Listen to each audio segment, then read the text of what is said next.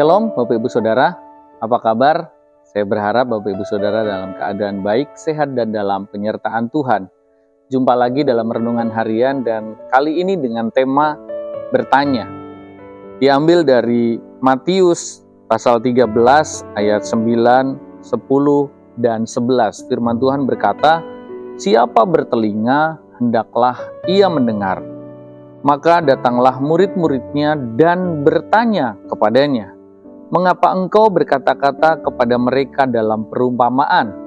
Jawab Yesus, "Kepadamu diberi karunia untuk mengetahui rahasia kerajaan surga, tetapi kepada mereka tidak." Ada sebuah perumpamaan yang disampaikan Yesus. Apa perumpamaannya? Perumpamaannya adalah tentang penabur yang membawa benih, sebagian jatuh ke pinggir jalan, sebagian jatuh ke tanah bebatuan, sebagian jatuh juga di semak duri, dan sebagian jatuh di tanah yang baik. Nah, ketika perumpamaan itu disampaikan, dari sekian banyak orang yang mendengar di situ, karena di situ ada kerumunan orang, tetapi menariknya adalah hanya murid-murid Yesus yang bertanya. Ketika murid-murid Yesus bertanya, "Mengapa engkau berkata kepada mereka dalam perumpamaan?" Lalu Yesus memberikan jawaban yang menarik kepada murid-muridnya. Yesus berkata, "Kepadamu diberi karunia untuk mengetahui rahasia kerajaan surga." Kata mengetahui di sini menggunakan bahasa asli ginosko. Artinya apa? To know, to learn. Jadi ada proses belajar, ada proses untuk menyelidiki, untuk memahami rahasia tentang kerajaan surga. Kita harus ada proses belajar, kita harus ada proses menyelidiki. Supaya apa? Supaya kita bisa mengerti. Ayat ini sejalan dengan ayat yang ke-23.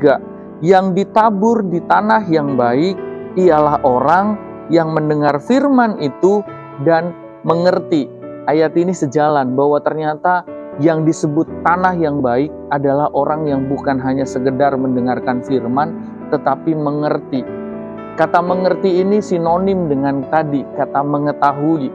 Kata mengerti bahasa aslinya adalah suniemi, ya, yang memiliki arti bahwa menetapkan dan bergabung bersama-sama dengan firman dalam pikiran kita. Artinya adalah kita mengatur pikiran kita setelah kita mendengarkan firman Tuhan, dan kita menyelaraskan pikiran kita kepada kebenaran firman itu.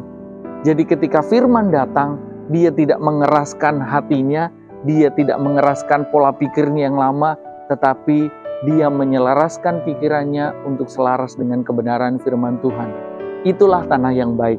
Jadi bukan hanya sekedar kita mendengar, tapi kita pelajari firman. Bukan hanya kita sekedar mempelajari firman, ketika kita sudah memahami firman itu, kita selaraskan pikiran kita kepada kebenaran firman itu.